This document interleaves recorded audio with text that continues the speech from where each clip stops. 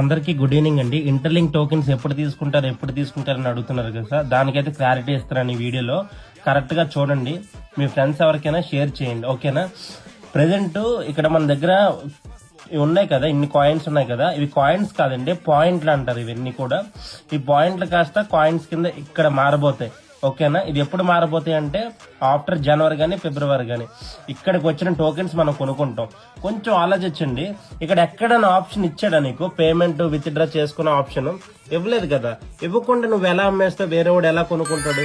చిన్న లాజిక్ తో ఆలోచించాలి బ్రదర్. ఇక్కడ ఎక్కడైనా ఆప్షన్ వచ్చిందా పే అని, ఇలా పే చేసుకోవచ్చు? ఎక్కడ లేదు కదా, ఆప్షన్ అనేది లేదు కదా. ఆప్షన్ ఇస్తాడు, ఎప్పుడు ఇస్తాడు? ఇక్కడ ఆప్షన్ కనిపిస్తున్నాయి కదా, ఇక్కడున్న పాయింట్లు ఇక్కడ కాయిన్ల కింద మారిన తర్వాత మనం కొనుక్కుంటాం. ఎప్పుడు కొనుక్కుంటాం అంటే జనవరి కానీ ఫిబ్రవరి కానీ.